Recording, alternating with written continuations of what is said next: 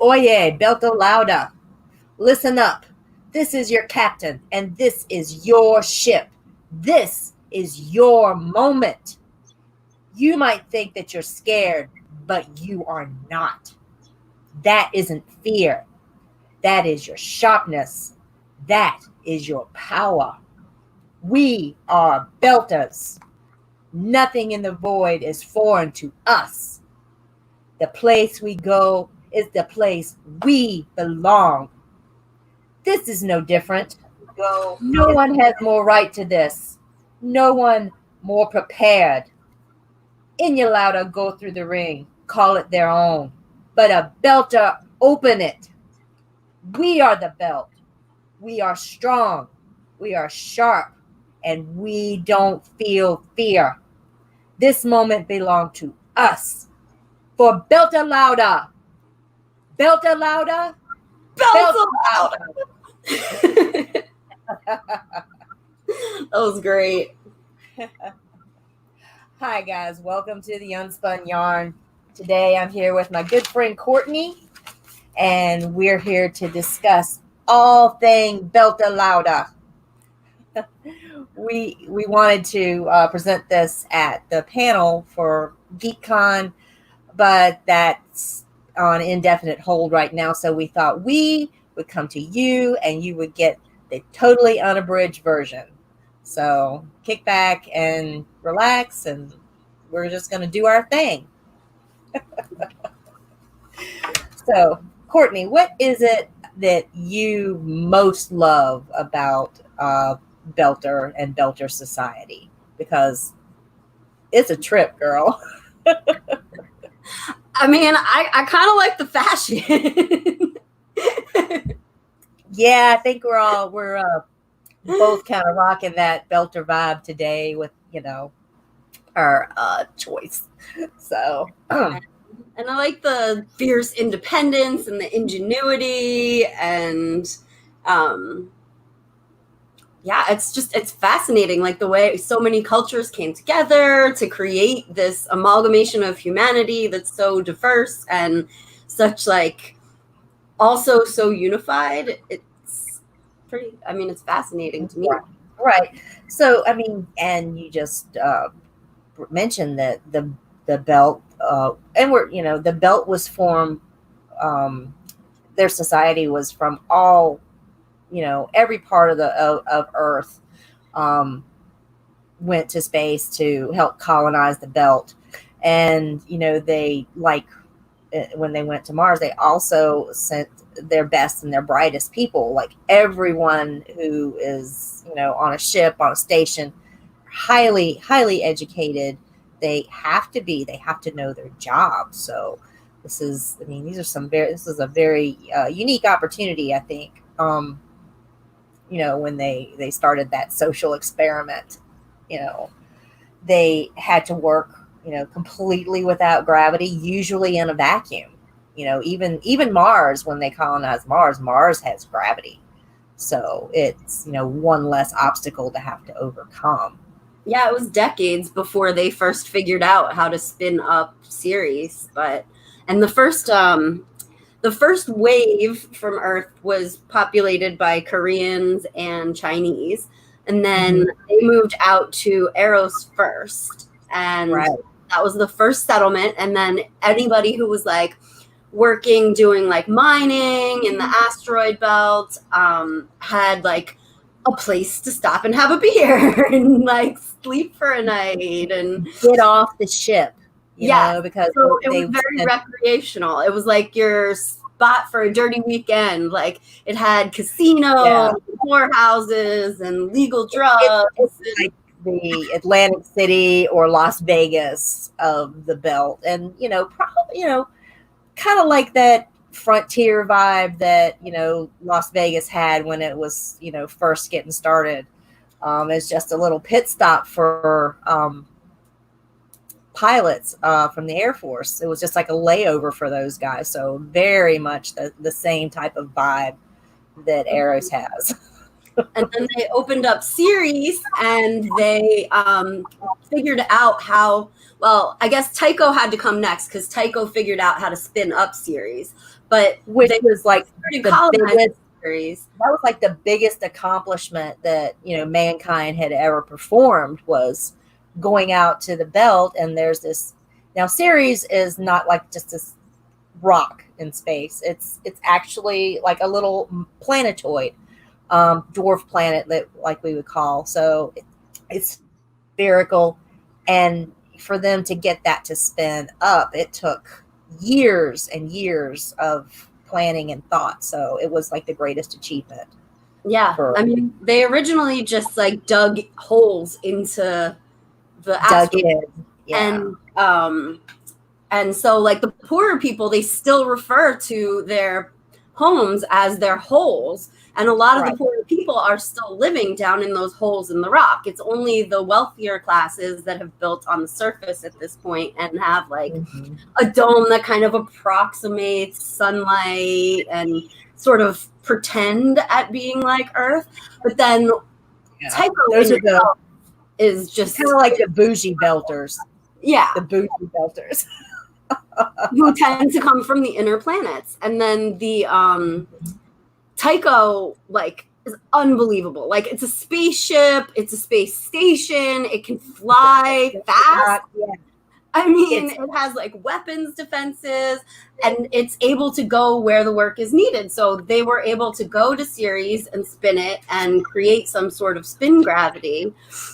And so then, as tends to happen sometimes, even on Earth, like Eros sort of just became seedier and seedier because it was the original, and people kept moving to the newer, more technologically advanced. So it's a little bit like worn out in a kind of a way, and being so and just having that seedy kind of vibe. Yeah. So it's still, I mean, it's a shithole. There's a quote I have somewhere that says like the worst part of Mars was better than the best part of Ceres, and Ceres was like one of the best. So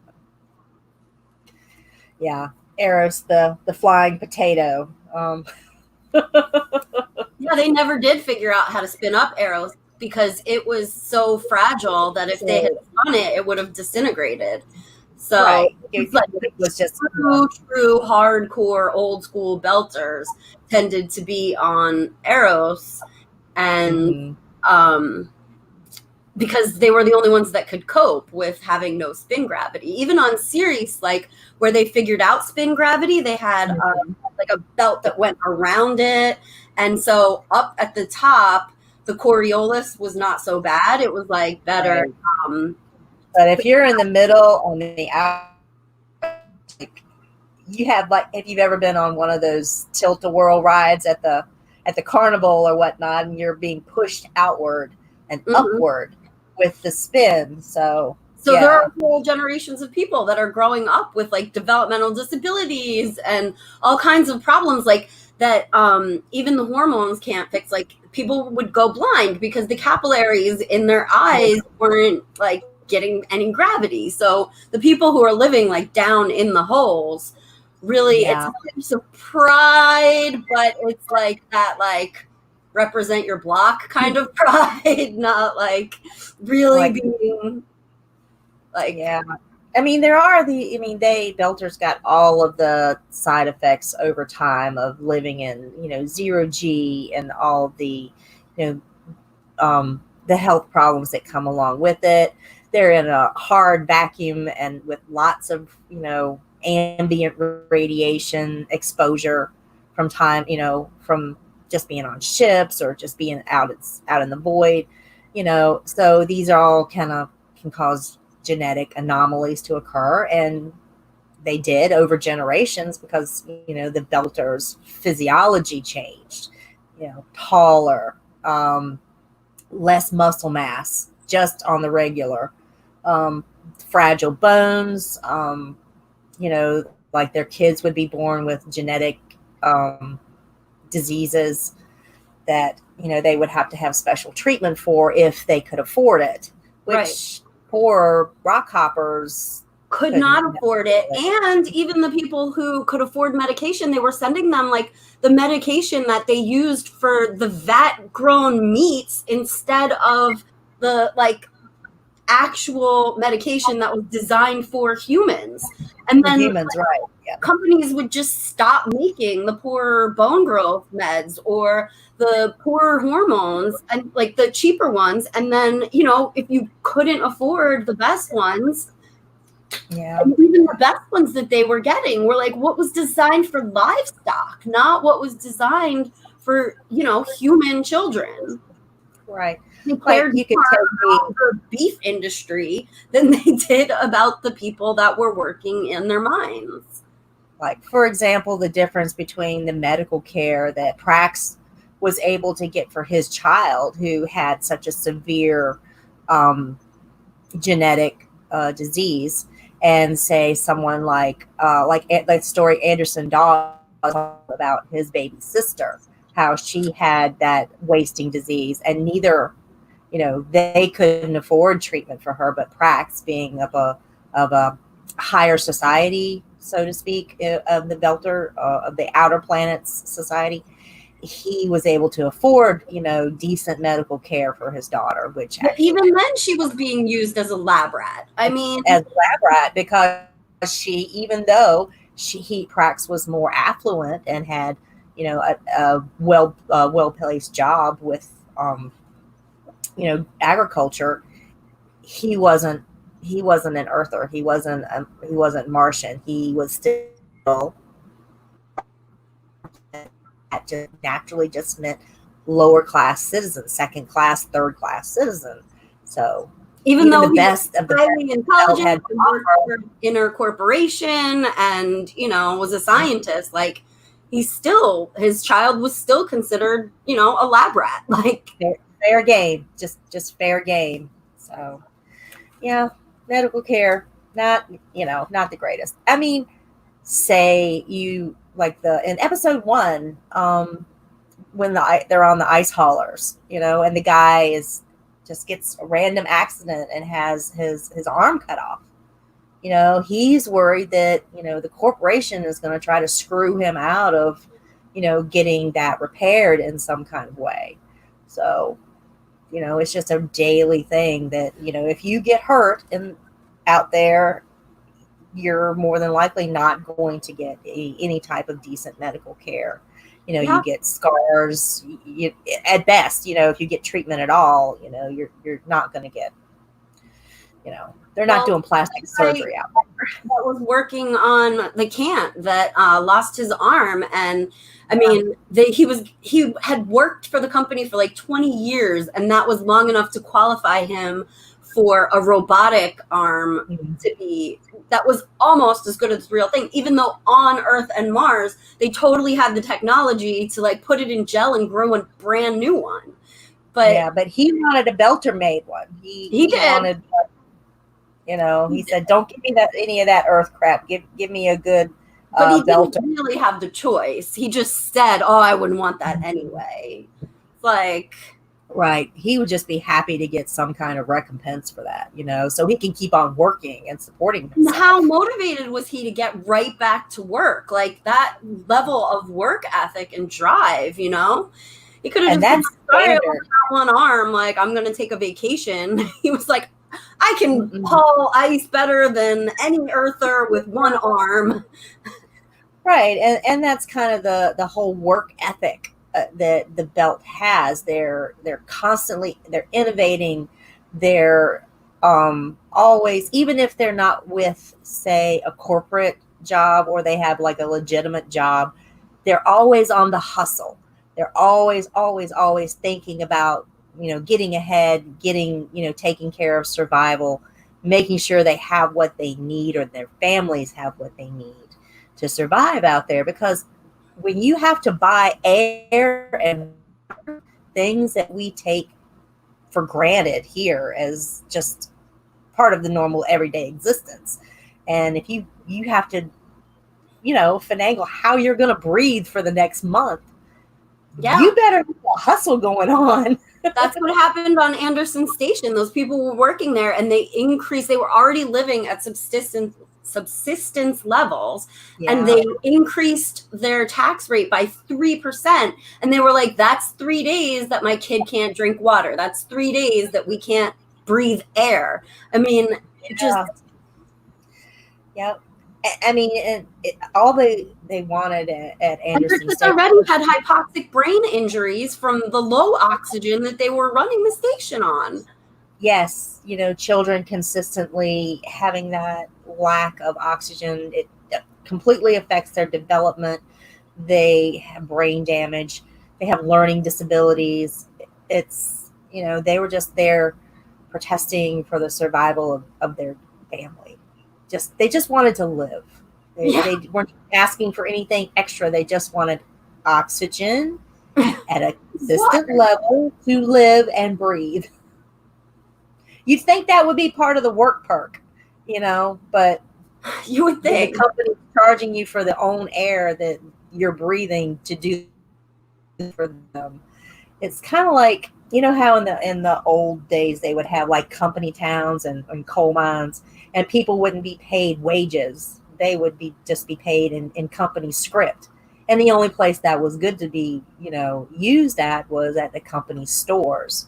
So there was no getting ahead. You took all of your wages and gave it right back to the man you were working for, just for you and your family to survive. And that's the kind of vibe that I'm getting from the corporate aspect of this. They know they've got a captive. It's a contained environment. I mean, like if you can't afford to breathe, you can't afford to get a ship and get off of the station. Mm-hmm.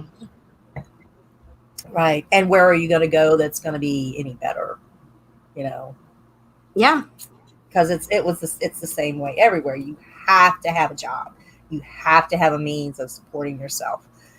And that, I think, has a lot of the resentment that they feel toward the people on Earth that has, their people on basic, because their work and their labor is taken and used to freely give to people on basic on Earth what they are killing themselves, to just have for themselves. It's taken from them. Mm-hmm. They have to buy it back, and it's given to, even a lot of the things that are grown, like for instance on Ganymede, which is the breadbasket of the belt. A lot of those things are shipped back to Earth and back to Earth and Mars. Yeah, it goes straight to Earth and Mars, and they're lucky to see any of it stay in the belt. And if you're like working on a farm and all the food is being shipped away and you're starving to death, that kind of makes for a little bit of unrest. Which means we're already out of order, but should we talk about food now? Oh, well. We don't have to. Well, yeah, we could, let's talk about language. We had language, and I've been wanting to respond. Someone asked a question in the chat. Pirate B is in here just going off in Beltalowda, and someone asked if I could translate it. I have an entire, actually, it was compiled by, what is her name? At Lexica on the lady that invented the language. No. Nick Farmer invented the language. This woman put together an entire Google Doc that has like every phrase from the books, every phrase from the shows. Like, I mean, it's unbelievable. If you seriously want to translate, you could speak the entire language. There are phrases, there are words. And then from the role play game, there's also a compilation of like the sign language. I mean, I personally cannot translate it into English for you, but it's unbelievable the level of depth level I mean, of it's a complete language with full idioms language. and slang and gestures. And yeah, it's like like we've discussed, it's like a polyglot amalgamation of, like the Belter Creole. You've got, It's Chinese, you've got influencing. Russian, you've got, Latin, I mean, Latina, Spanish, you've got, you know, every language on earth Slavic is languages, represented. African languages. I mean, this And man, sign Nick Farmer. languages. Yes, Sign they had to because communicate in the take suits. in And a there are vacuum. specific gestures that go with each word. I mean, it's incredible how deep it goes. Like, I mean, this person, like Nick Farmer, like farmed languages from all across the globe and put them together in a way that they make sense. Like, I only speak a couple languages and I'm not like fluent in anything really but English. And yet when I'm reading it, I can totally make sense of what they're saying. And when they're speaking on the show, I can totally make sense of what they're saying because it's so natural the way, like, like the way language evolves. Like, people speak Spanglish in a lot of places because they live amongst each other and they find, common ground. So the idea that people would move out into space and all be living in one environment and bring, all of these cultures with them, and that they would over time just merge into one language. And then we've also talked about how, like, there are different dialects even within, like, so the deeper down in the holes you live, the more time you spend with strictly Belters, the more intense. Or the further out you live, or like if you're spending all of your time on a ship. Just among belters among belters, it's really, really thick. Yes. But yet, like, and then there are people who, so for instance, like, Naomi's character learned British English because she is, took the time to educate herself, and she studied and she learned British English. But then Anderson Dawes learned American style English because he's like lower class a little bit, and he's also educated enough that he can communicate in English. But that even within the Belter language, the amount of Belter Creole you throw in varies by where you live and who you're speaking to, and that, like, the level of education is different too. That, like, it's more clipped if you're communicating through a mic on like a mech suit all the time. That it has to be like very concise, and it has to be combined with hand motions. And you can tell when Naomi is speech shifting depending on who she's talking to. Like when she's speaking, or she's on board ship, she's talking to, her crew. She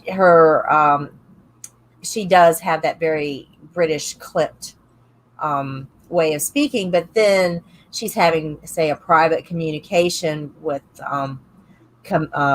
Drummer. She slips right into that more heavily pronounced Belter.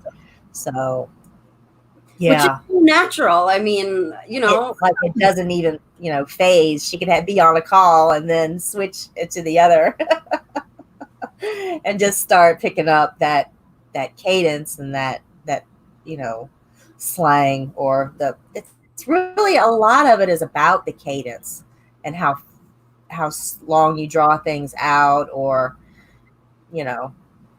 it's like shorthand for language, because it had to be communicated quickly in the moment and through a mic, like in a neck suit, or so, and it had to be broad so that somebody could understand. Like, if you go like this, it means your oxygen's running out, and like they need to know instantly. Like, everyone needs to understand this symbol.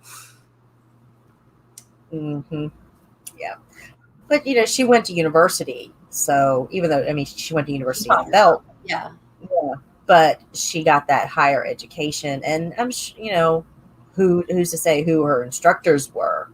So if they were, I mean, from in the books, it's pretty specific that she just like downloaded a bunch of stuff and like learned through like basically like online courses, like correspondence kind of courses, whatever she could find access to. Mm-hmm. Right. Yeah. So yeah. Thanks, guys. And as we are both representing the Belter monochrome heavy dark, we want to go ahead and talk about how the Belters like to, make themselves stand out a little bit. They're very individualistic and living in a very monochrome world, very, very utilitarian. There's not a lot of color, even in their homes, the stations themselves. They're very sharp edged and monochrome, and you don't want to like sink back into the furniture, when you're, or maybe you do, but it depends on if you're being environments. Or have like dimmer lighting. Like the true Belter environments don't even try to replicate like natural sunlight. So we're not even sure whether you would be able to perceive all of the colors that you can perceive when you're in pure white light, right?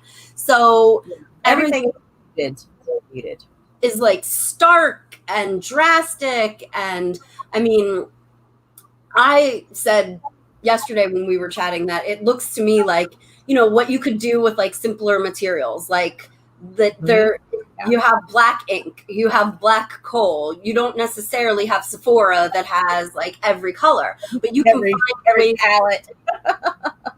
Yeah, but you can find ways to like differentiate yourself. Like these tattoos were representative of scars that they had from the old vac suits that used to literally burn scars around their neck. And so now rather than around the head, the helmet and the neck where it wasn't like secured properly, or even, they get these a lot of it's facial scarring, or like you have on the, on your neck areas that are, just any exposed, skin. And they wear their scars as a badge. Yeah, and even the darker eye makeup that they wear. We were talking yesterday that's a thing in countries that have like really high bright, like Egypt or what have you.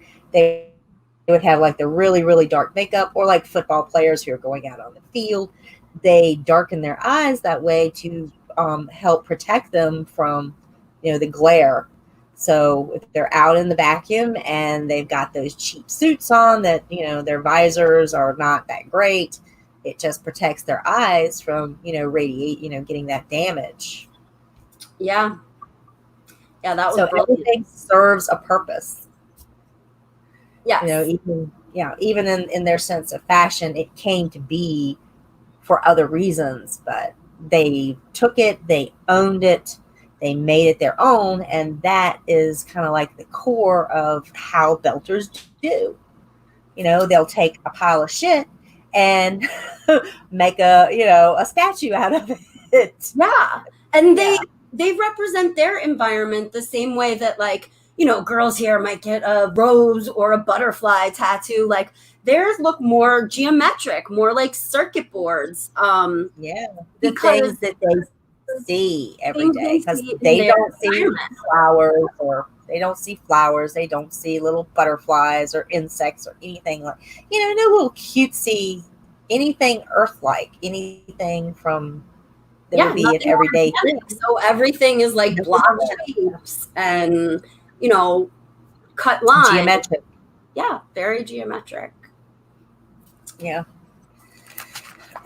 And a lot of them are helped to like identify them as well, because they have, even though there's OPA is like a broad term for like the individual little groups or factions that kind of work loosely together, and they use a lot of the tattoos just like gang signs. Yeah, and to identify each other in crowds or wherever. So if you wouldn't, like, say you're a golden bow, you wouldn't be sporting a, Loca Gresia tattoo somewhere if you didn't want to end up, going out the airlock. So, Yeah. it's another way of identifying, your people, your tribe, your people. So it's, and communicating, like, if you see some guy in a bar or whatever, and he's not, you're on a different, say you're from Ceres and you go to Eros and you see somebody that's wearing or sporting your tat, then Your you need family. help. Your family, yeah, you've got somebody you can go to for help. Yeah. Yeah. And even, the OPA is a loose, the key word is association. It's an association of various groups. Yes. There are corporate entities, there are different, like, gangs, like more hardcore factions, but overall the association is OPA. And they say that, there's OPA and then there's OPA, but they still believe that anybody in the OPA is, like, part of their greater tribe. So even though, like, the gang leaders might go to war against each other, like, they're still on the same team. When it comes to the thing that unites them is their Is standing. dislike of the hitters and their pro belt, what's best for the, they're for the belt no matter what. Yes. Well, here I have he developed a Pidgin Creole, Lang Belta, and he interspersed grammar rules and vocabulary from Russian, Esperanto, Korean, Chinese, Portuguese, Spanish, French, Dutch, German, Italian, Hungarian, Turkish, and Arabic. It's like unbelievable. That's a polyglot. That guy did his job, seriously. Yeah. Mm-hmm. So, and talking about, things that make belters unique, if they've got something bad that's happened, or that they've taken it in, they've taken a bad situation and owned it. And if you own something that way, it can't hurt you. So, say, like when the Arrow situation happened, and they were able to hack into the the transmission from Eros, and you're hearing like 150,000 people screaming, crying, talking, what have you, just that wave after wave, and you're able to take that pain, all that suffering, and turn it into like a power anthem. I know. How, like, brilliant must that woman have been? Like, first of all, think about the levels of encryption that Eros scientists had put on that data so that it could not be hacked. And that woman, like, hacked their system, stole the sound feeds, and turned it into a, like, rock anthem of the people. That, like, this was our song of solidarity. This is our protest anthem. Yes. Instead of, like, I mean, if I was listening to, like, people screaming and crying and begging for their lives, like, I don't know that it would occur to me to make music out of it. But, like, right, but they did. They took that pain, and they took that suffering, and it's like American blues, they beat. I mean, it's not. It's like well, it was techno. It was very drum and bass beat. Yeah. And that's just using that as, muffling it down just a little bit, and then using that for the bass line on the music. It was just amazing. And they've taken, like, songs that they brought with them from Earth as well, but applying them to living in the situations that they're in, they made it relevant for them. Like the slingshot racer that was, way out trying to impress his girl. He's sending these little videos back to series that, he's trying to make a name for himself. And he's just out in space all alone because his girl broke up. He's just singing this sad little song that has come all the way from Earth, gone through metamorphosis and metamorphosis to make it relevant to some guy that's sitting out in his little pod racer, out past Saturn somewhere. He can sing, "I'm all alone." But it started out as like a sea shanty song, that pirates would sing. Yes. So the music, just like the language, just like the culture, is also like just such an amalgamation. Like you'll have like some like Swahili music with someone singing in polyglot. Yeah. Those like rhythms. Afro pop and Korean soul and just like anything and everything. It's, if you can imagine putting it together and mixing it up some kind of way, then that's what they're going to do. And it's just going to be unique. And like, if music had flavor, it would be like, spicy tacos or whatever. It's just that, like a curry. It's just all those flavors just melting into your ears. And, it's like a feast for your ears. Yeah, and the food is very much like that too. It's like, yeah, we would just go ahead and slide right on in there, Belter curry or what have you. It's not what they get to eat. We were discussing yesterday. You had likened it to dog food, but with like good spices. Like they basically eat kibble and like bean products and like highly, highly processed foods that are very like shelf stable, but then make it like super spicy. And like, so, I mean, you could eat the same red or white kibble every day if you're constantly switching up the spice, I guess, Right. But it's like bare bones food. It's all about it's all about the sauce. It's all about the seasonings and the sauce, because the bulk of it is going to be like vat grown fungus, nutritional, textured vegetable, whatever protein. It's going to be manufactured food. It's not going to be, here, I'm pulling a carrot out of the ground and washing it off, and we're going to have carrots for dinner. No, that's not even remotely possible. To have a fresh food would be like an ultimate luxury meal. No, you get paste out of a bowl or a like recycled paper bowl with a spatula. Someone was already pointing out that the song that the belter that's slingshotting was singing, it was an Eric Carmen song originally, but I know exactly what you were thinking of. You were thinking of the when Ashford is singing the pirate shanty.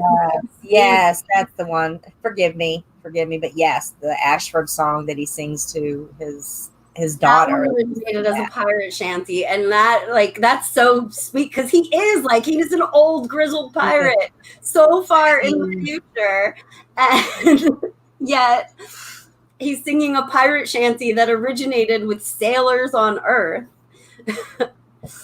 I love that. I can hear him busting out some Jimmy Buffett or something after a while,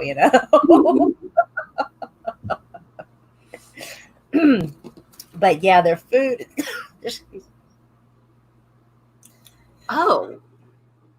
Red kibble is lentil dal.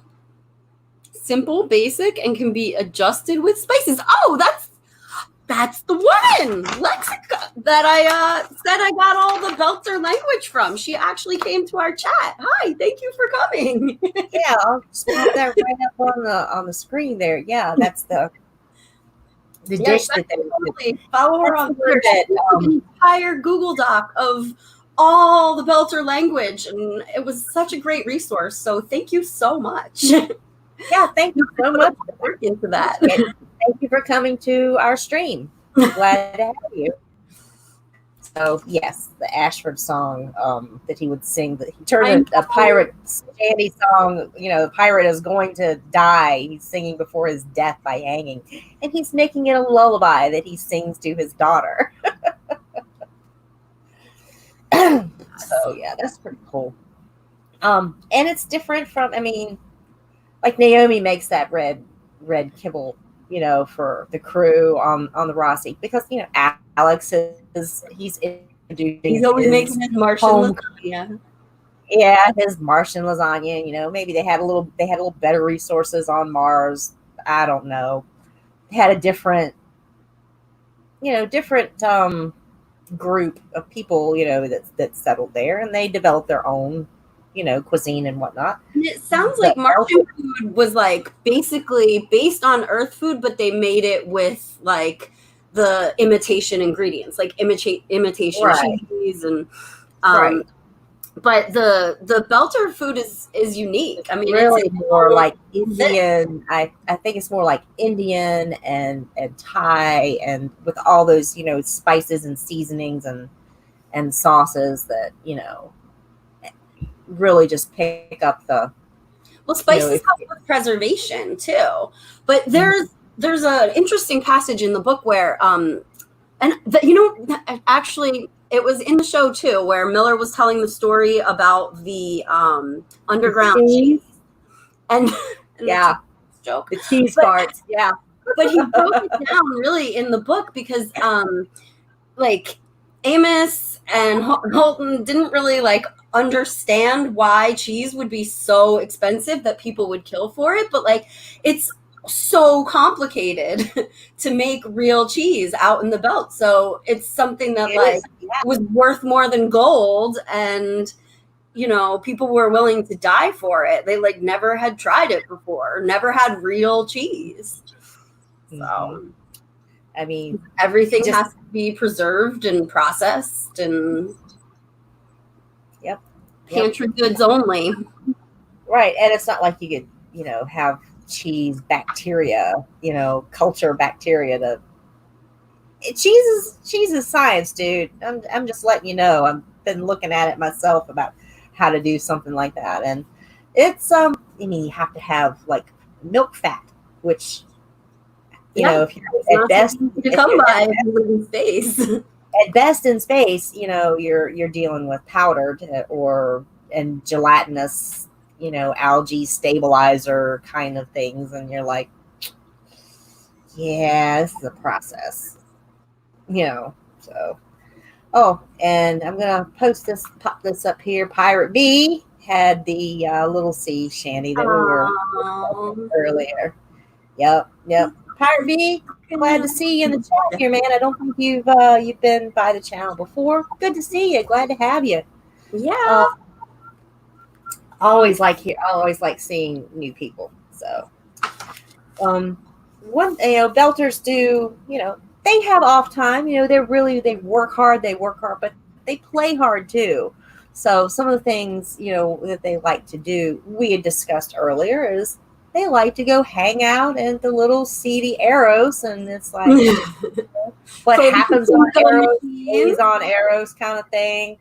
They don't let their hair down, they shave their hair, but kind of hang out among Belters, get off the ship, have some company, play a little pachinko. But you have to have money to travel between settlements. Like a lot of people, just go to their local bar and play Bogo, or they have those little bets, get-togethers where they're watching those slingshot racers. They get together. It's like our, NASCAR or Formula 500 racing, and they're betting on it, and it's So that's for the kids. Gambling is really like a big thing, So you got all your vices covered. You got your alcohol, or mood altering substances. You've got your special companionship, and you've got gambling. It's not like you're going to go out and play football or golf or what have you. You do have like gyms where you can go and play like handball. I think that's a thing. I saw Because that on the show. It's not mentioned in the books. They go play this game called Go-Go, which like mm-hmm. gravity is a factor in how the balls throw. They also have this game that kids play called like Shin Shin or something, where you're like juggling basically, but because there's low gravity, you have time to like clap and chant in between. And yeah, because most of our sports are dependent on gravity. Like even just bouncing a ball, playing basketball, playing hacky sack. You know, a lot of these things are really dependent on the ball goes up, the ball comes down, you know. And it's just not a thing, so that they've adapted it in you know, to find their own ways of occupying their time, making sure they've got exercise, because exercise is very important when you're in space, so that you don't have that muscle wasting anyway. It's like a constant battle between atrophy and just being healthy. So like they do spend a lot of time in the gyms, like just to maintain their, you know, their weight and their ability to, you know, do their job. yeah. So if I had to hit the gym like that, I don't think I could hit the gym like that. I mean, me either. I would welcome not having to, you know, zero G might be, you know, or lower G might be fun, you know, you wouldn't be easier to get around. But it would be like a constant battle to, you know, just to maintain that so you don't turn into like a gelatinous pile of goo. And that's why there are entire communities on the belt that like they literally could never survive on a planet. Right. They literally no longer can live in gravity. I mean, their bones won't support their weight. No, their diaphragm is because it is a muscle as well, and that's what allows us to breathe.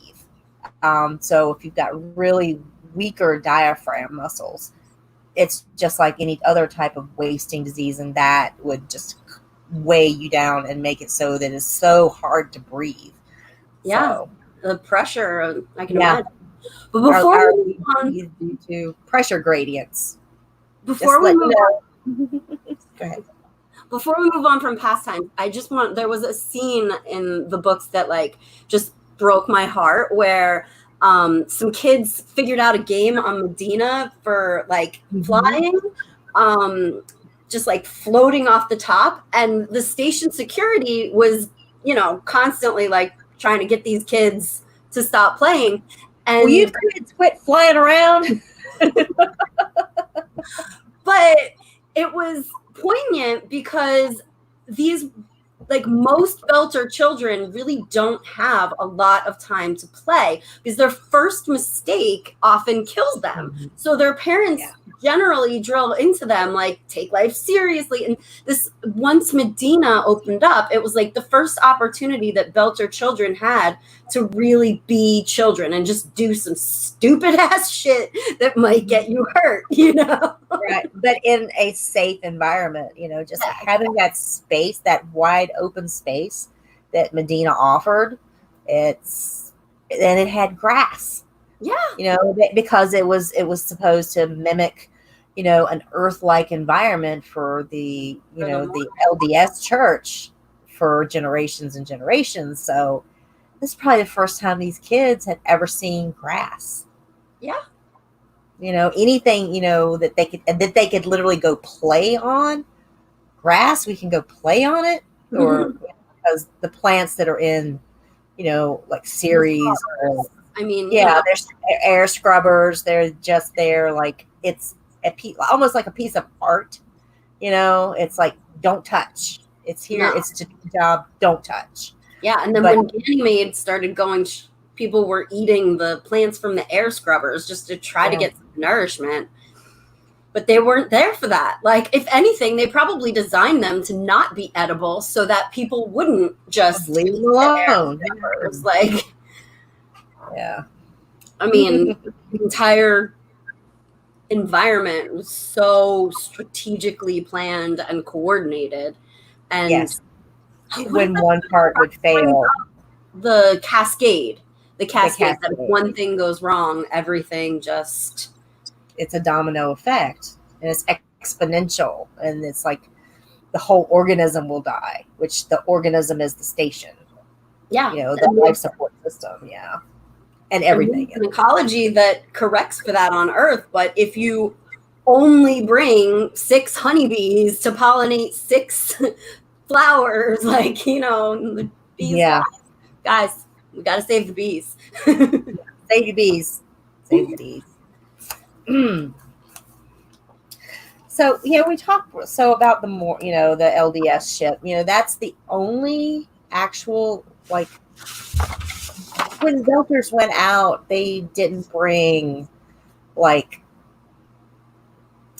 their, like, earth type religion with them. Yeah, you know, I don't see any evidence of real organized religion. I did, after we talked about it yesterday, I did find one reference in the books where Michio Pa's husband has like a cross tattoo or something from his past. That, so at one point he believed in God, he does not anymore. But that was like literally the only reference that I could even find.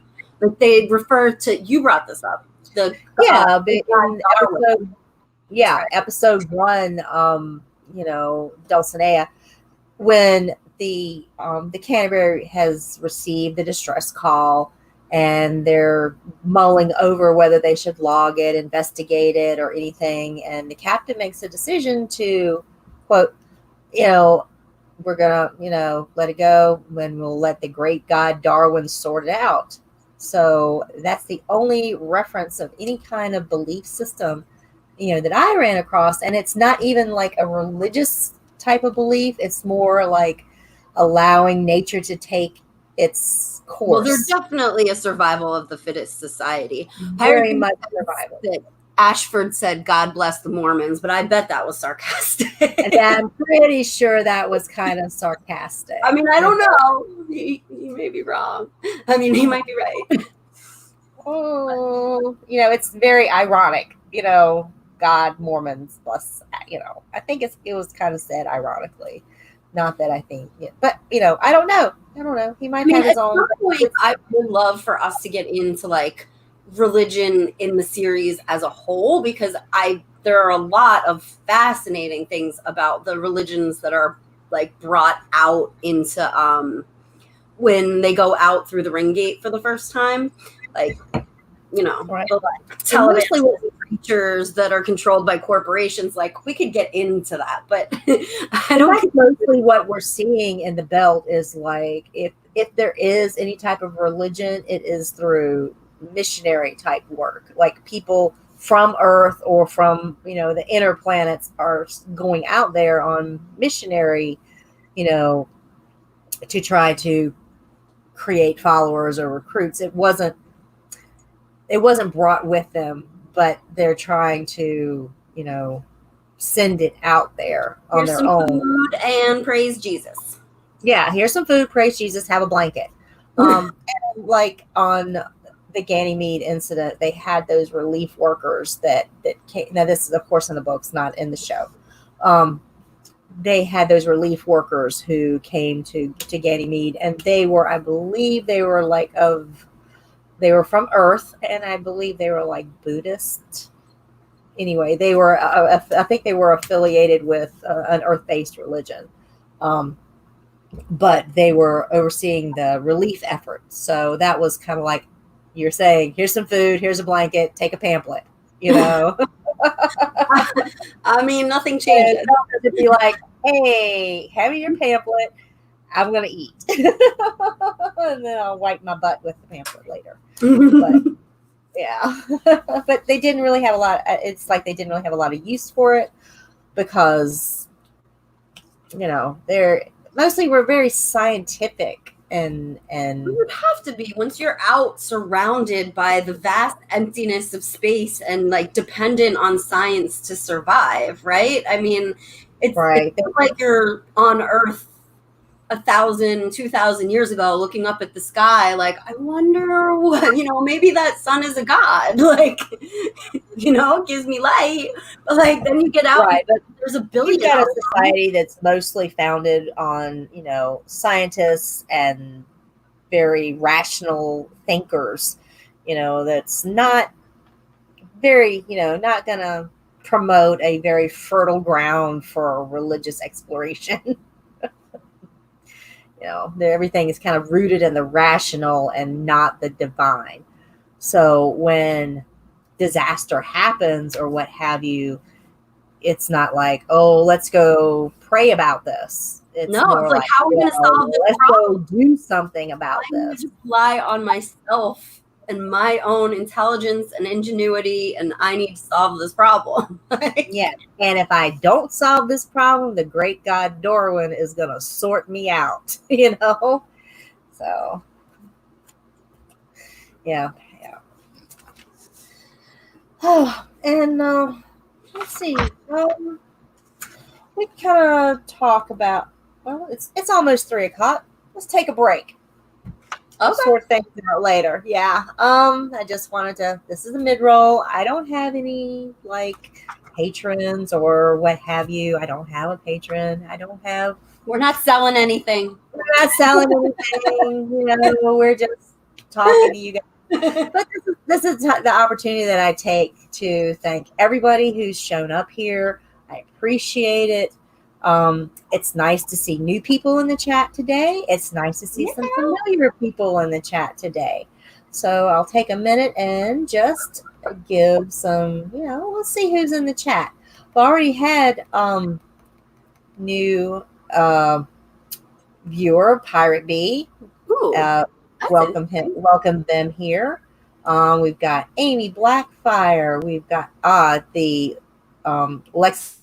And yes, thank you very much for showing up. Natty Daps, Erin M, my girl, Sunflower Beth, John Webster Film, my little brother, of course, some here Dragons guys here. I don't know who that is. From Winterfell, my good friend Mary, Lady Leaf, and I'm sure, Sandry's here. Hi. Thank you all for coming. So, appreciate it. And if you like what you hear, hit that like button. If you want to hear some more of it, hit the subscribe button. You'll get all the things that I do. Courtney and I are probably going to do some more of this, backstage. We got to Sarala fashion. Yeah, we plan to, we've already planned to do another live stream. We're going to talk about the Queen's wardrobe. Yes, our wardrobe is like an entire character unto itself. So we're going to spend 2 hours talking about Sarala's wardrobe. I think I could, actually. I think we could. So, Amy Blackfire. Hi, Amy. Good to see you. Anna Iglesias. And if I've missed anybody, I'm sorry. I'm very happy to have you here. So, Court, you got anything coming up anytime? I thought I'd ask. I go on you guys' channels and chit chat, but I don't really. I mean, I have a YouTube channel for my students, but I don't want you there. You can follow me on Twitter if you want, Courtney Mazza 1, if you want. I like and work a lot more than I tweet, but. And you've got your large Facebook group. I do. I run the largest Game of Thrones group on Facebook, and that's fun. We have fun there. Although, I mean, it's like 270,000 people. I don't understand how since the show stopped, we got 70,000 more people, but there's a lot of good stuff there. Yeah. And what is the name of your Facebook group again? Oh, so it's monochrome in all caps, and then A Realm of Ice and Fire. Okay. All right. Yeah.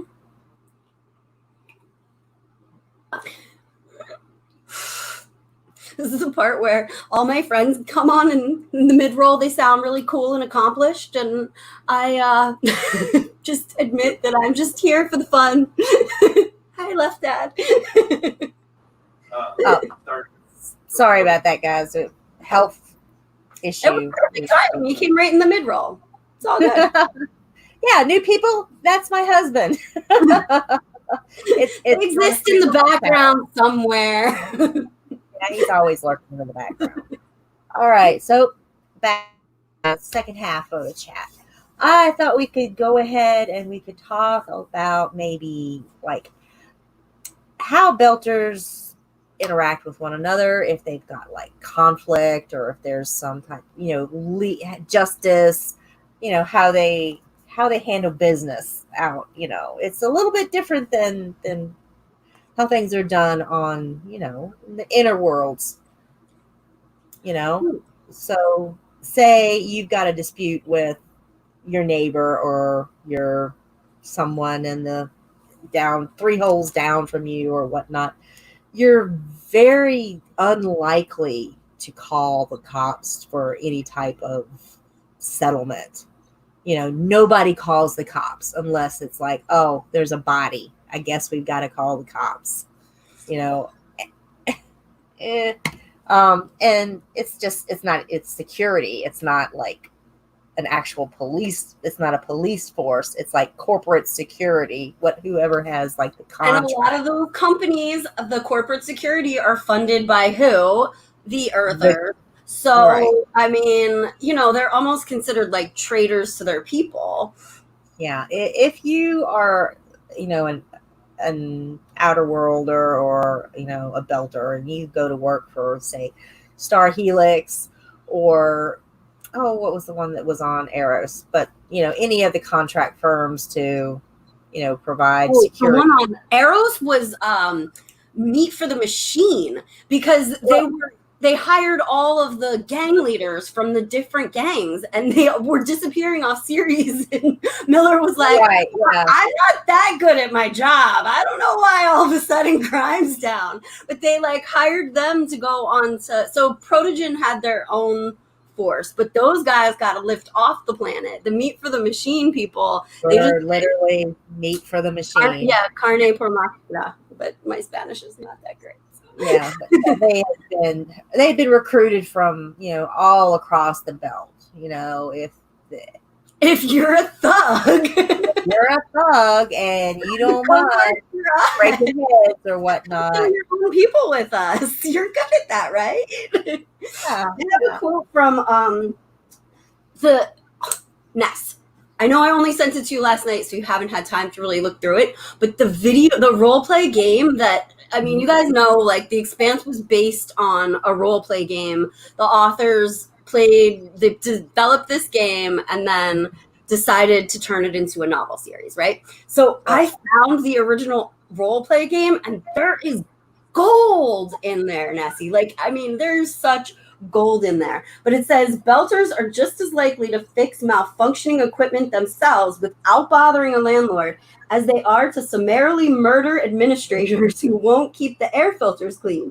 Justice can't be relied on to be doled out by anyone else either. And it was in a description of how independent they are, how they have a problem, they fix it. They don't expect anybody else to come and deal with their problems. Everybody's got problems, and it comes down to putting out justice too. Yeah, and if it comes down to it, they would go to whichever gang is in control of the area that they live in to seek some kind of recompense or to conflict resolution, because they're in control, they run that area. So if you've got some beef with, your neighbor, or there's some unlicensed whatever, or somebody's, doing whatever, if they are adversely affecting the neighborhood, it's you would go to your local mafia person and see if they can fix it, or and there's almost a respect for that. Miller says, at least organized crime is organized, right. and those heads of those organizations really are kind of like the boss of their neighborhood. Like that is the government. But then when the one time that we see a trial for Marco Inaros, who is one of those bosses, we see that they get together all of they representation from a like good portion of the factions, and then so kind of get a trial by his peers. Yes, I mean it's pretty democratic, right? Like, I mean, aside from the fact that you're in an airlock and you're about to get spaced, and we're taking a cut of your profits, but it is a trial by his peers when it comes to something like that. So, I mean, that's interesting, right? And it wasn't just summarily we are going to just chuck you out the airlock, because even though he was violating the treaty with the tentative peace that they had made with the inners, he was still a belter, and they were less likely to space him over a conflict with to turn him over to the inners, yes, so he was like definitely guilty of crimes against. I mean, right, but it was violating the peace, that the treaty that they had worked out, the agreement that they had worked out. But he wasn't party to that agreement, and he didn't agree to that. And his point, I mean, I'm not defending Marco Inaros by any means, because we all know where that's going. But like, his argument was valid that like nothing he had done would have even been offensive. It was nothing that all of those people in that room had not done 6 months ago. It was just because they made an agreement with the inners that he was no part of. And, I mean, that's how he ended up getting out to fight another day. But right. But they were less likely to, to give the maximum penalty to something like that. Now, had it been like a, refugee ship from Ganymede or what have you, they may have looked at it a little differently, because that was civilians of the belt being, harassed or pirated or what have you. Piracy, out of the belt, they'll come and they'll take your stuff, they'll take your air, they'll take your food, they'll take your fuel, and they'll leave you to die. So, but I mean, aren't entire civilizations being left to die? Like, I mean, in a lot of cases, like that's like stealing a loaf of bread to feed your family. Like, I mean, I'm not saying like piracy on a grand scale, but some of what those ships are doing, especially going forward, like when you have like Michio Pa, like getting supplies for the belt, like they're stealing colony ships that are supposed to go with all of these inners to like populate another planet, but they're using those materials to like feed needy children within the belt. Like I'm not really defending it, but it's like the Jean Valjean argument that you could totally make. Like that, if you don't have food and you don't have water and you don't have air and your family's starving, and here's this like massive colony ship going by with enough supplies for like a generation. Yeah, they're taking everything with them that they will need for the start of the colony. And they feel like their society is going to be killed off. And the colony ships hadn't even been approved, because colonization hadn't been, approved. They were just out there like the Sooners from, the Oklahoma land grab. They were just right there at the line. And as soon as the go-ahead was lifted, they were, and they were going to go one way or another as soon as they had the opportunity, because they were trying to slip through the ring, even before him. Yeah. So they were out there kind of illegally themselves. So I guess they were, pretty well considered fair game. They were too fat a target to resist. It's like it's just like a low-hanging fruit, right?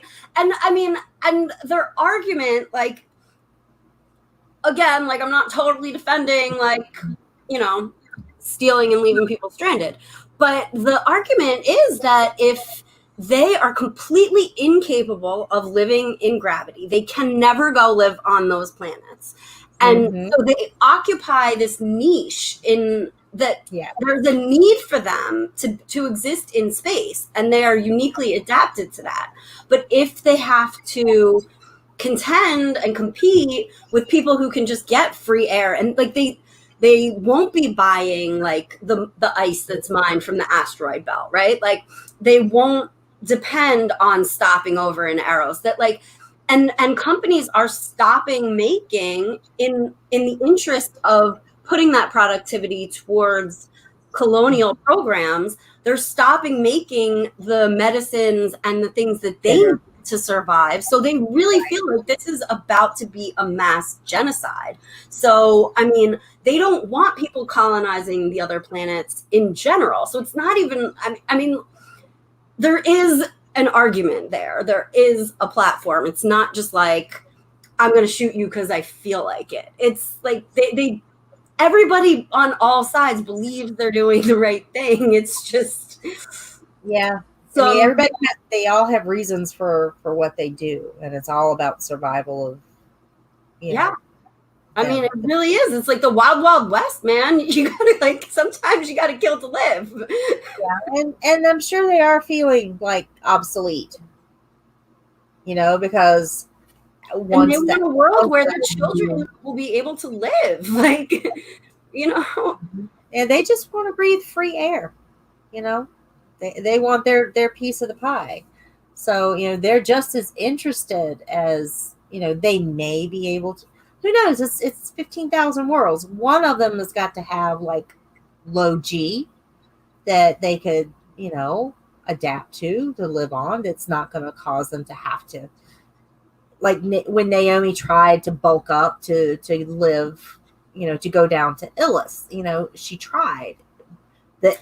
And that colony, Belters were living there. They had survived. Gravity on that planet was pretty low, though. And they mentioned that, like, something like a full third of the people had to go back up into into the float because they couldn't survive.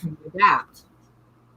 And I mean, look at all it took her to build up to that point. All the exercise she had to do, all the medication that she had access to, because the Rossi has a first-class Martian hospital room, you know, like medicine cabinet. Like if you didn't have access to that, they didn't. They just had to do it like roughed it cold turkey, just like, okay, we gotta do this ourselves. You know, you can work out as all you can on. It was like an 18-month trip to get out there. You know, you can work out all you can, but it's only going to get you so far. The rest of it, it's going to be sink or swim. You know, live or die. And they were, you know, that determined, but still, you know. I mean, that's how they were living all along. Like, but even though they would still have like, you know, colonization on you know, these new worlds, there would still be a need for, you know, for the Belters to do, if nothing else, long haul transporting, because, you know, you're spending 18 months in space on one way to back and forth to get through the ring, get to the ring, get through the ring, to resupply or to take people away. I mean, there's still, you know, opportunity. Well, now we're getting into like total spoiler territory, because that is a need that exists, and whenever you're ready to go there, girl, you know, we know as, you know, by season 4 that, you know, Medina Station is parked right there. Yes. Right there at the crossroads, and it's controlling, you know, a lot of the access, you know, to the rings. It's like the stop. If like you're on a 200-mile road trip and they are the only bathroom between where you started and where you're going, everybody's going to stop there. And there's a joke about like that they're handing out sandwiches, like that they're providing people with a marketplace to purchase supplies, that they're handing out emergency supplies.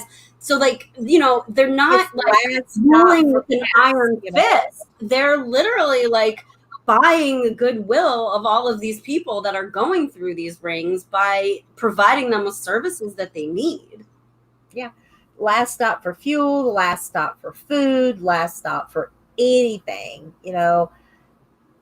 It's just they're perfectly prime placed to be that way station with that giant antenna that they have, which is the only communication device so far, you know, that they have that's able to go through the ring to communicate.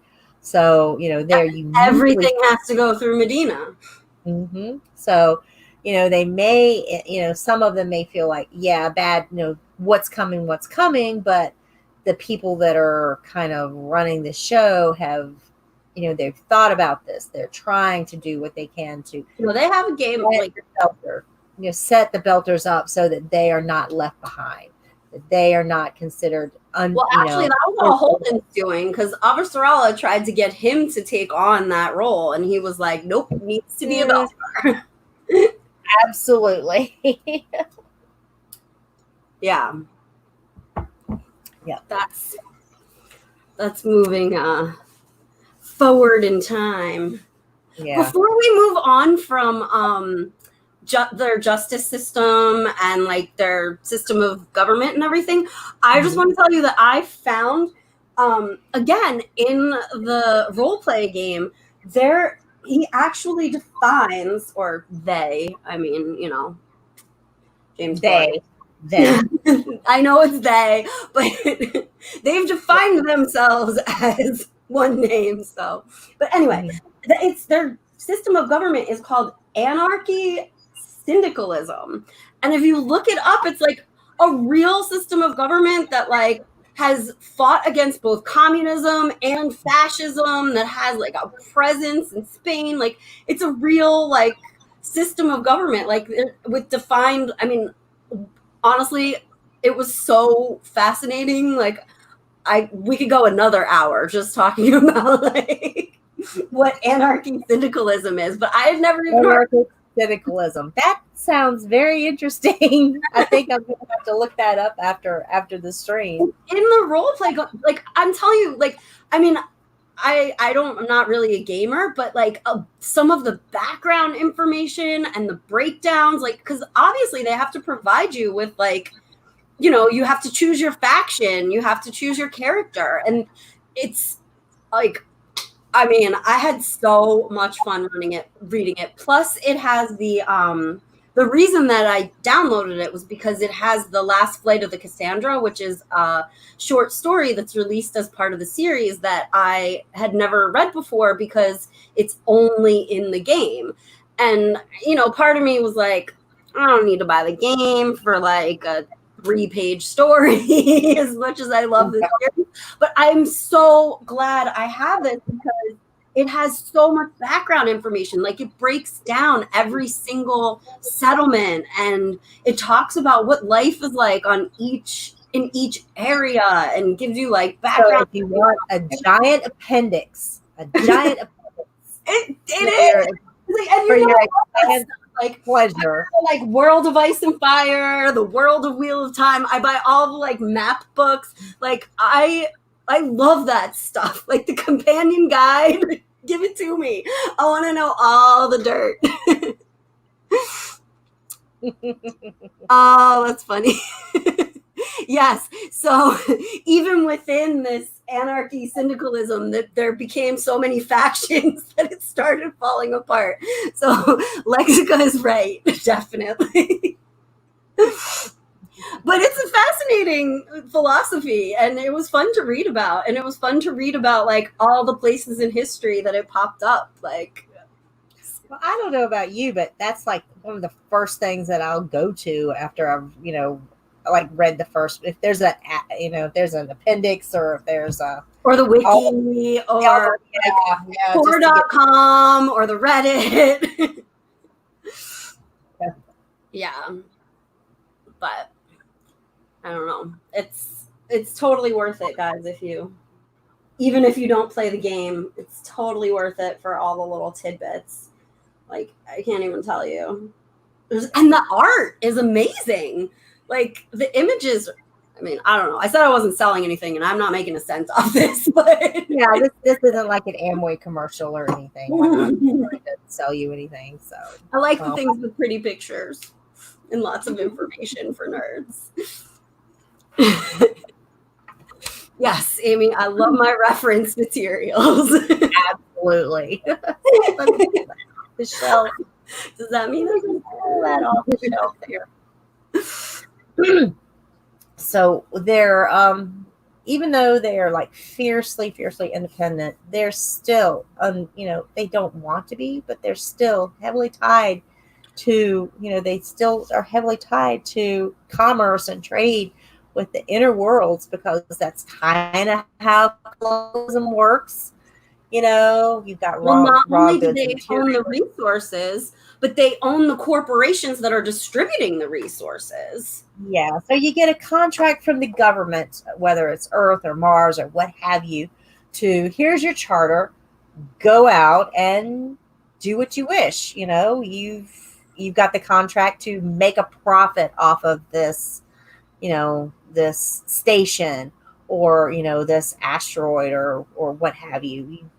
You go make a profit off of that. Send the profits back. They're going to get heavily, they're going to pay their taxes. The Earth is going to get the resources. The finished products are going to go. The resources are going to go back to Earth. They're going to get like the luxury goods or what have you.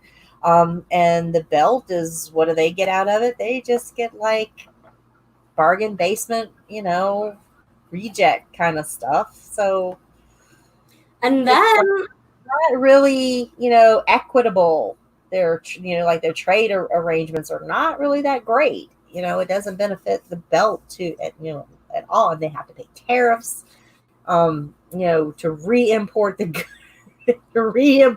goods that they shipped out. It's like a very mercenary system that they have in place.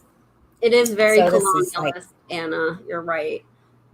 It's like capitalism / colonialism, unfettered.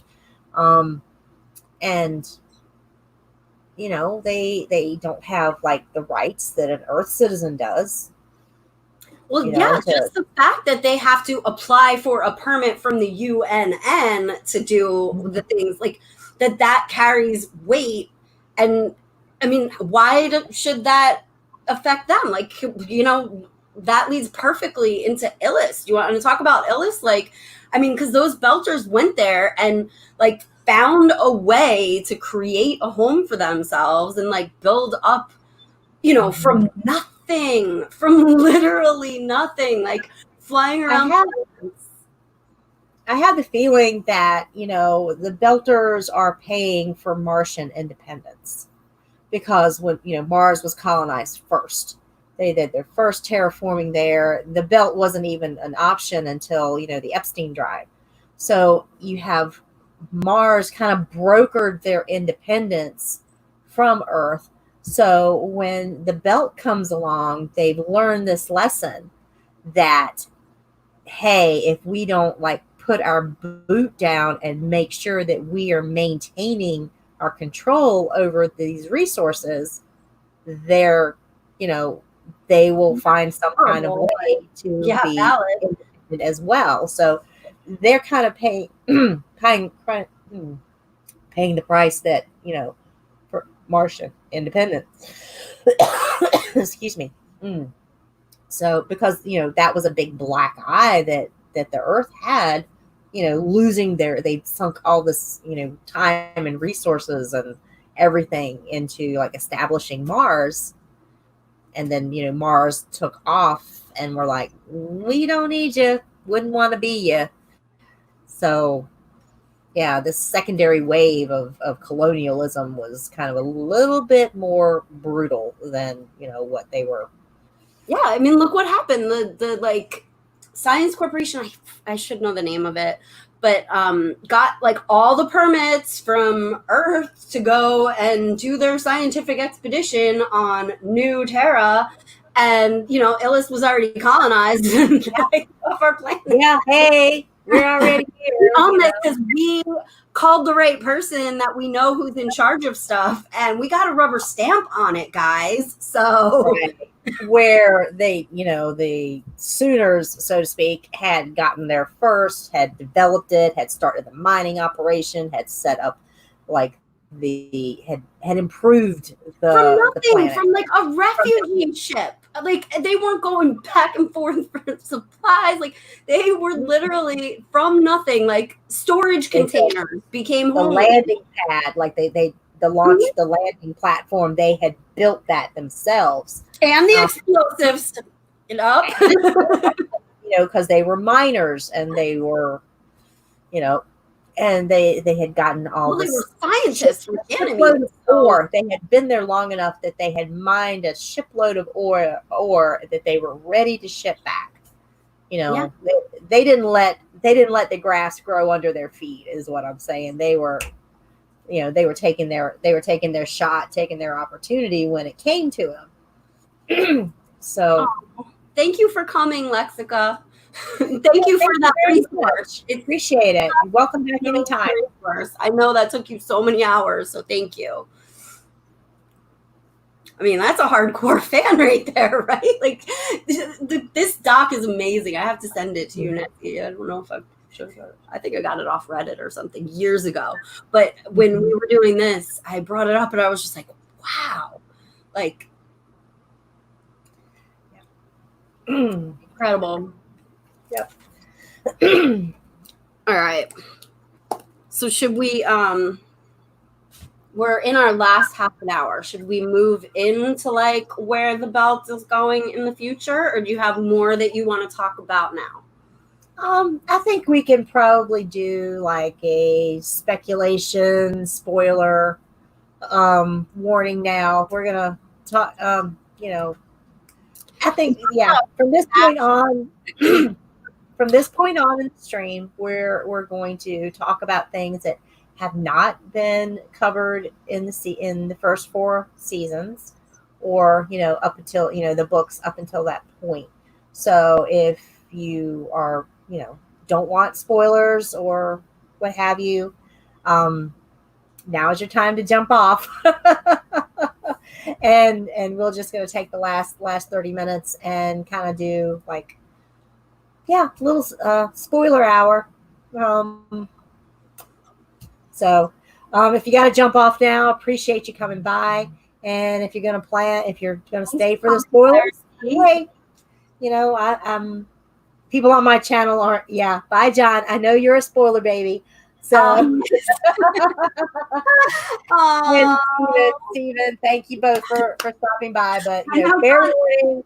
Nessie said I could do spoilers on her channel. Yeah, no spoiler baby zone here. So anybody that is ready to jump off now, 2-minute warning. So I'm going to turn Courtney loose. For that 2 minutes, we talked about like social structure in terms of legality and justice and government, but we didn't talk about like family and living arrangements. And you and I had a really interesting conversation about that yesterday, about how like extended family becomes so important, and about how like neighbors become incorporated into your extended family.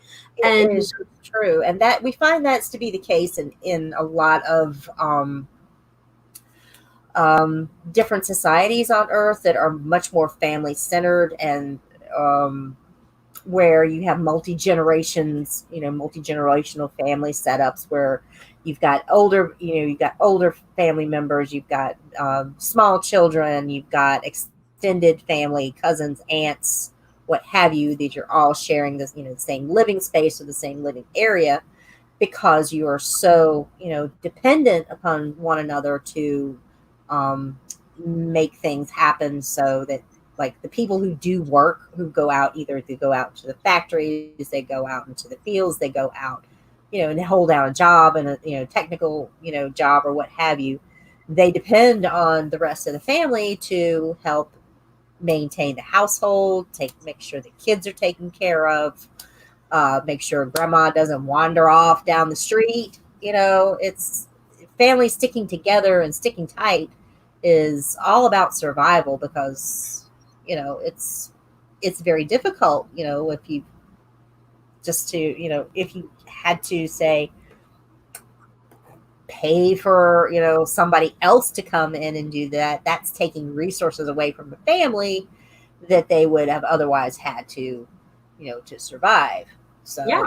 Like my husband and I just don't go on dates because now she's older, but we it was expensive to get a babysitter and then go on a date. And my parents weren't here and his parents weren't here, but his family all live like really on top of each other and are back and forth from each other's homes all the time, and neighbors also. So right. One of the things that we've done in our family is Francesca has people she calls auntie who are not like her, they're not my actual sisters, but those are my girls. And when I need them, they're there, right? Or, same thing with friends of my husband that she calls uncle. And Naomi grew up with a lot of those. And we get to see through her childhood, guys. Now we're into book 5. So this was a good segue into book 5, but you had your 2 minutes. If you don't want to be here, get out of my house. I'm sorry. Yeah. Button on your way. Thank you. Thank you for coming. I love you. But we get to see through her upbringing, like she has people that she calls Tia Maria, or I think her name is, or Uncle so-and-so. And like they live in, close quarters, either on a ship or in a home. And, they like do work for the family, but they exist as a unit, as a family, even though they're not all related, just because like they happen to be OPA or, they're living at subsistence levels. Like they need each other to survive. And they need those role models and they need that extended family. And when Naomi has to go, we're fully spoils now, guy. When she has to go to Ceres to have Philip, the OPA sets her up and Marco up with like extended family that they've never met before in their lives, but they happen to be OPA. And so they take Marco out for drinks and like he doesn't know anybody there, and they have women who bring her food and spend time with her when she's stuck home pregnant. And like it's really a very connected, supportive system that like a lot of Americans don't. My husband's family does, but like a lot of Americans don't have it like that. They're independent. Like I don't live in the state I grew up in. Chris doesn't live in the state he grew up in. Like we're on our own and we're doing fine, but I don't live in the state I grew up in. And when we moved here and, I was having my kids, I did not have that extended family that I could rely on for, hey, who's going to go pick up the kids if, they call they call me at work and say, hey, she's sick, your kids are sick, you need to come take care of them. Or you really 99% why I was a teacher. This amount of money. You're not making a tremendous amount of money. And let's face it, daycare is very expensive. Very expensive. And it's not always conducive to like when you're work, like I would work 12-hour shifts, and those weren't the hours that daycare was open. They were open after I went to work and before I got off. So it wasn't really, useful to me. So having that network of, after, making friends and, close acquaintances and people that I knew I could count on and trust, building those relationships is what made it possible to, work in a crisis. But if you had that extended family, or even though, even like adoptive type, the family you choose, just having those connections and networking that way just makes it so much easier than just having to do it all on your own.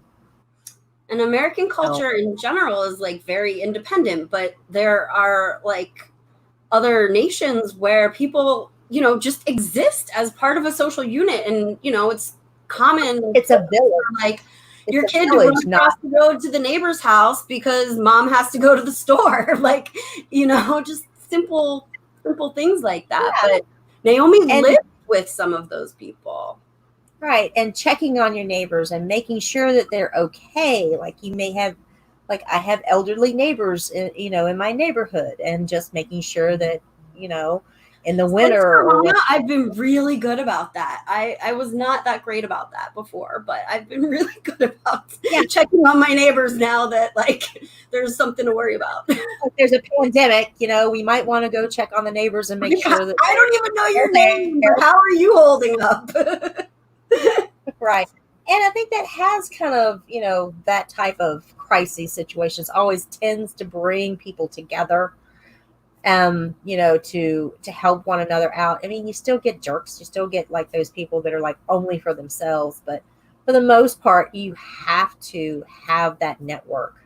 Well, that's what's so fascinating to me about the Belter culture is like these are the same people that will throw rocks and kill millions of people on Earth, but they will also bring you a casserole because you're having a baby and you might be lonely on a different station.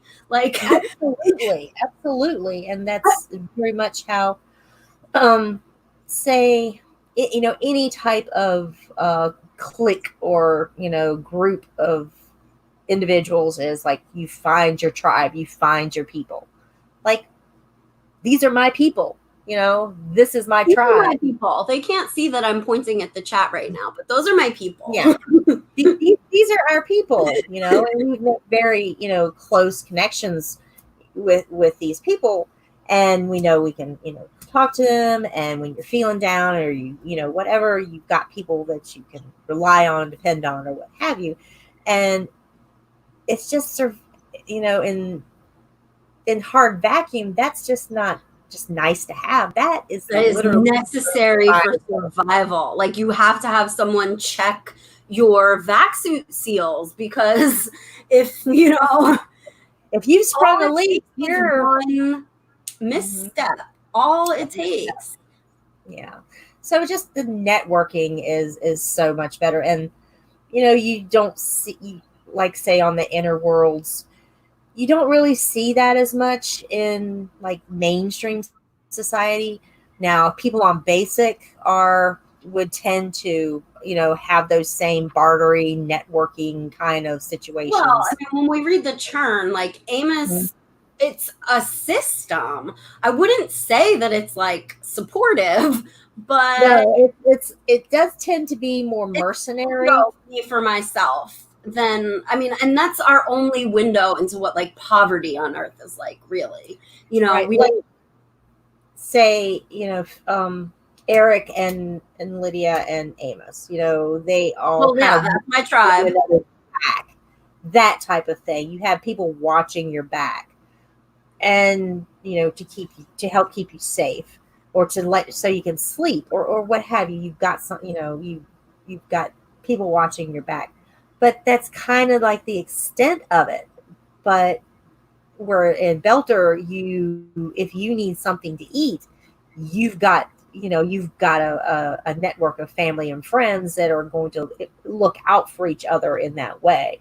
More, it's more, generosity, I think, is there. It's more of a sharing of resources to make sure that everybody is more taken care of than to be as individualistic as they are. They're still very much a part of, the group. I wouldn't say they're individualistic in their self-expression, and they're definitely fiercely independent in their like self-sufficiency skills, but it does feel like a very like communal attitude. Like there's even in the show, there's that speech that Dawes gives where he's saying like the Earthers see a star in the sky and they want to own it. I mean, I'm paraphrasing. I honestly don't remember exactly the words, but like the Belters know that like the more you share, the fuller your bowl, or I can't remember the words, but the sentiment is like, inners are all for themselves and we take care of each other. We take care of our own. Right. But then the same people will like happily murder half of Earth. There were too many people there anyway. I mean, they're just helping them out. They're taking care of that overpopulation problem for them. Yeah. who is it? Thanos that has the button that wants to like just erase out the population. Yeah, Marco's basically Thanos. And he's just, thinning the herd a little bit, just letting the great god Darwin sort it out. But yes, he was set up right there. We saw it right at the end of season 4 that he's just, Earth's about to have a pretty bad day. pretty bad day. And, that is certainly going to not endear him. It's not going to endear him to the inner planets. No, absolutely not. But I mean, I also like, it's pretty slick, right? Like he convinces an entire faction of Mars, or they convince him. I'm really like, I more believe that Duarte is the brains behind the operation than it's like a mutual boy on the poster. And he is pretty. I mean, you could see why Naomi went for him. Like, but he's a charismatic leader. He's very charismatic. And when you have that charisma and you can convince people to do things, for the cause, if you've got that kind of charisma, and Marco has got it in spades. Yeah, so who's the scientist that Miller shot in the head because he was so charismatic that he was like about to convince Fred Johnson, like, I'll give you whatever you want. Like, literally, you can have anything in the world you want. You want resources for the belt? I got it. You want ships? You want bombs? I got it. Like, this is for the good of the human race. When he was trying to explain everything on Eros, like, it was like, just don't destroy the data or those lives will have been in vain. And people were starting to buy it. Like, people were legit, like, intelligent people that have morals. We're standing there and we're like hearing through like Holden's head, like, maybe this guy is making sense. And all of a sudden Miller's like, like, no, I mean, I'm not sending you for a trial. I'm not sending you to court because you are too good to talk yourself out of anything. Marco is that dude, man. That's what he was saying. Like, he had sensed in the room, the mood had turned and the people there had started to buy into it. So yes, Marco, if you've got that charismatic, leadership, he could very easily, radicalize young, dysfunctional type, kids in the belt, like our buddy. And Lady Leaf brings up that Naomi was a teenager. Naomi and was. he hadn't done all of those things yet. He was just the hottest boy on the block at that point. I mean, she was. Yeah, he's all about that rebel, that bad boy, right? He's. And we all went through that phase. Let's be honest. Naomi had like a dirty. But we all dated the hot guy that was no good for us. Yeah. Couple of them. I'm sorry if any of them are watching. But yeah, it's understandable, and he was able to turn that charm on as well when he's dealing with the other factions of the OPA, because when he was on trial and he's pleading his case, yeah, he knows where these were smart, cadgy people. Ashford is no man's fool, and neither was Drummer. Drummer made a calculated move. I'm going to defend my girl right there, since I'm rocking her eye makeup and her tattoo. But she was smart enough to see that if she wanted to keep the factions in line. She wasn't right. Like, if she had her way, she would have spaced that motherfucker. She was like, you did my girl dirty. You are out of here. If there hadn't been like so many witnesses to what was going on, if they could have quietly she and Ashford were just quietly just. Yeah, that'd have been that though. They didn't do that. They could have. They caught him. Like, they could have easily just spaced him and not called together a meeting of the factions. Like, they they tried to keep they are trying to keep a unified belt, and going forward we do know, like now we can say it, that like Medina Station is perfectly situated for, you know, to control traffic through the belt and to provide communication and all of those things. So like in the long run, and just making that alliance with you know, the factions on Mars, you know, you've got, I mean, what does Mars have that, you know, like they may not have resources, but they've got a huge freaking navy that's just, because that's what they had to invest in, because they had the boot of Earth on their neck last. And so they invested in the military technology, but then, you know, like things started to get all peaceful and we saw it, you know, they showed a great job right in that. Yeah, Cold War is great for, you know, a military driven economy because you're not really at war, but you are prepared at any time and you're holding that, you know, that stalemate out there. But once peace is declared, then, oh, well, what are we going to do with all this? You know, and that's what Bobby was doing, you know, while she was on Mars. She'd been drummed out of the military and she was spending her days taking apart the very ships and things that she had, you know, spent her life working on. So not what she was doing in the books, but I do like that they took a central character and put her right in the book. She was working with the veterans. She kind of did have that and then she and Alex had like a little side thing going on where they were investigating the ships. No, they're just friends, but they're the best of friends, purely platonic friends. They're the best of friends. Like she's the best man at his wedding. You gotta read the rest, Ness. You really do. I'll get there. But yeah, they are very tight. Yeah. But they do, you know, they've got, what have they got to export is like military, and Darte's smart enough to it's like with the Soviet Union. It was like when the collapse of the Soviet Union, they had all this spare, you know, military equipment lying around. And where is it now? Like, I mean, these authors are so smart. The way that they drew, like, I mean, I can't even imagine how much they have to travel or educate themselves to bring in like so much world politics and so much world culture. And I mean, it blows my mind. Like, and yeah, like I forget who was talking about it earlier, like Anna, like colonialism, but like on an international scale, and like the gold rush and the Western expansion, but on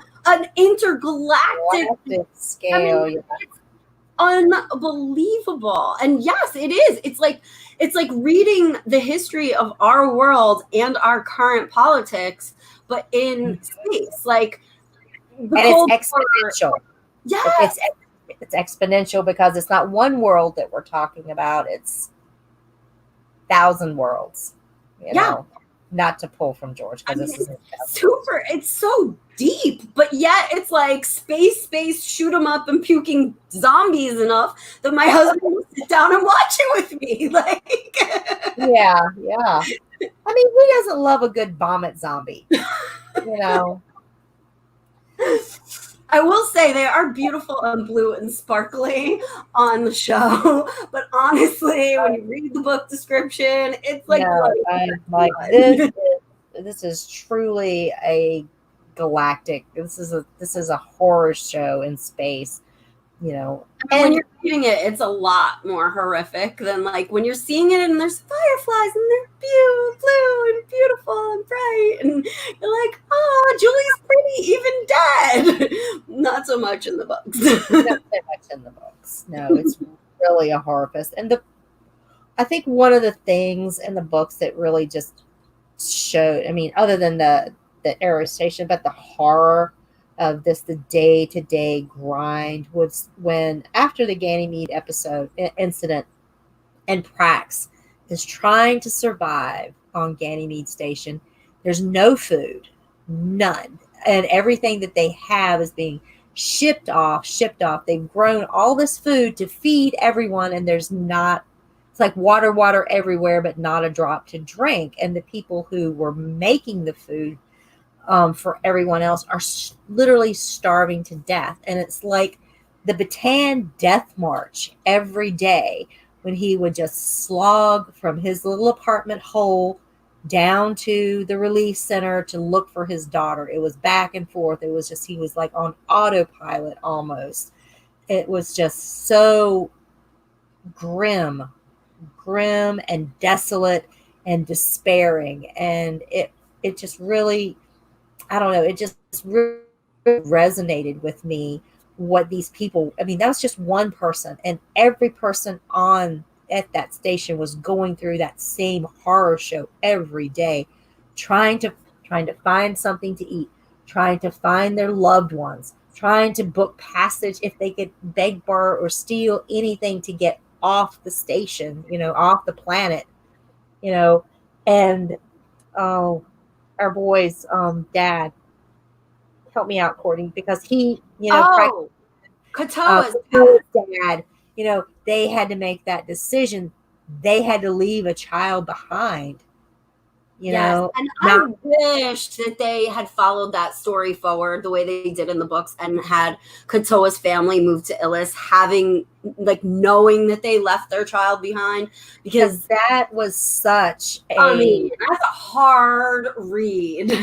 That is a really hard read for that family. And it was such motivation for their actions on Illis, where, you had to get out to survive. And as far as they knew, the dome went down on where the children were. Like, Prax only has that information because that his kid got out, because Holden helped him out with, all that tracking. Like, poor, God, I wish I could remember Katoa's dad's name, but he was ran out of chicken and couldn't get any more information. And, as far as he knew, the dome went down, the kids all died.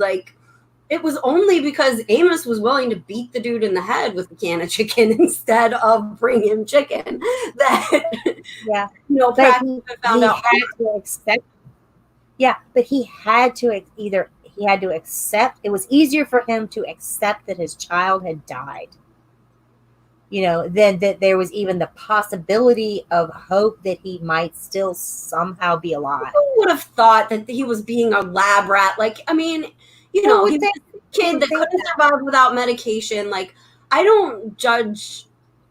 No, I don't judge him for making that choice. And he had another child that was going to starve if they stayed. And we do see her in the show that goes off to college on the ship. they had to sacrifice one child's life so that Felcia would have a chance to live. Thinking he was sacrificing Katoa's life. He thought Katoa was dead when the mirrors came down right on where his kid supposedly was. Either because he died when the mirrors came down, or he had been so long without this life-sustaining medication. Yeah, there was no way there was he waited for a while, and then it was he wouldn't have survived this. And who's feeding everything he could. Yeah. I mean, that's hard, and it just marked marked him and his family so hard that when we pick back up with him again on Illis, it's so explains his motivation and why he is so, why he would want to bomb the platform. But he didn't. I mean, They basically gave his storylines. Oh, that woman was gorgeous, though. I can't even be mad at them. She was so beautiful. What was her name on the show? Lucia. Oh my goodness, I have a huge crush on Lucia. But the fact that Katoa's dad, let's just stick where we're safe. Basia. Yes, Basia, Basia. I'm I've only read it because on the show. The fact that he was so angry and in such a dark place that he was willing to blow their own landing pad just to keep the inners off. It's a more compelling read, although Lucia on the show is so compelling to watch. Like, I'm not even mad about it. She's so beautiful. I love her. And it was it was a similar kind of vibe, but it still didn't have that. I've lost a child. I've lost one child already. I'm not willing to sacrifice one other thing, to. And it makes sense why they didn't want her to go off and go to college, because like, how connected and needy and protective would you be if, like, I'm not even gonna say it because it will make you cry. Like, thinking about that just makes me want to cry. Can you imagine? I can't even imagine. Like, we're not going there. Let's move on. Oh yeah, I mean, if you're talking about your kids want to go to school, but you're thinking, the worst thing, they're going out of state, or they might possibly want to study abroad. But then going abroad is like millions of miles away. Yes. And you've already lost one. Like, wouldn't you want to just like put her in your pocket and like never let go of her? I'm sorry. It'll be fine. On there. Yeah, we can homeschool. It'll be fine. I'm just gonna have you surgically attached to my arm so we can never let you out of my sight. Right? It just makes so much more sense in that context. As much as that actress was amazing, and I don't disagree with a lot of the show's adaptations, but I do feel like that story is just heart-wrenching in the books. Like, and that's one of the things that I love about these books is they make these, like, it's not just bang them up and puke zombies. It's like, you get so connected on the like broader scale with all the global politics and international and interplanetary politics, but then each character makes you feel what they're feeling, and it doesn't matter. Like, I mean, this is like how these broad and big is not someone I relate to. I'm not like a male terrorist from a oppressed society, but like, I feel for that man when I read these books. Right, because it takes the macro, the big everything that's going on, the big politics, the big, political intrigue, the corporate intrigue, and it just applies it just to the individual and how it affects each individual character and how it affects them differently. Like, it's like almost like the butterfly effect, where one little, the butterfly wing will cause havoc, 1,000 miles away. It, creates a hurricane, I think is what the analogy is. But anyway, one small thing, one little ripple here has broad and just incredible effects on so many people in such personal ways. So they really do a fan-freaking-tastic job of display, of making that real and getting you right in the feels, And I slogged with Prax when he was slogging back and forth, looking for his daughter. Just that he was on autopilot, and I just felt so hard for him when he was going through that. It was but then like he's heartbreaking, but he's also such a comical character. Like, when you're in his head, that man is friggin' hilarious. Like, when he walks into the room with the scientists and he thinks because he's seen Western movies that like when you cock your gun, people start listening to you, and yet they start shooting at him, and he's like, what? This isn't how it's supposed to work. Like, I mean, he's so funny that they find ways to make you like cry with him and laugh at him at the same time.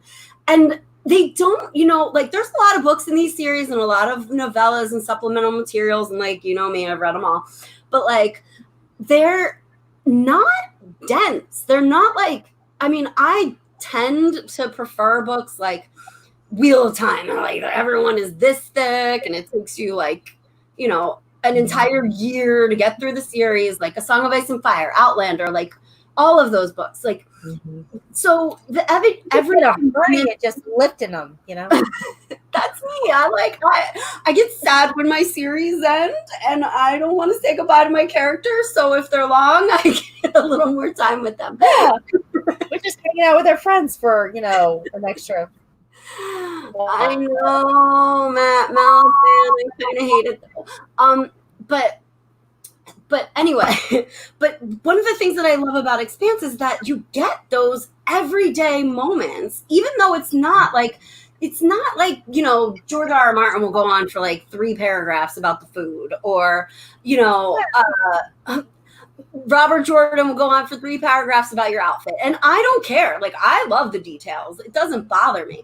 But like, you don't get bogged down, but they also don't just stick to the like action moments. Like, you get these like really human, really relatable like interactions between people, and you get like it's okay sex. You know what I mean? And like, that's okay, because we just character driven. Very much, it relies so much more on the characters and the character interaction, because it's like everything extraneous, that flowery extraneous, is kind of been pared down. You're not going to get 3 pages of George R. R. Martin food porn, because food is basic. You're not going to get all these descriptions of all these beautiful gowns or whatever, because it's relatable. I mean, it's so real. It's like literally described, like, we didn't bang it out because I was tired, but that was okay too. Like, sometimes, sex is just comfort or something.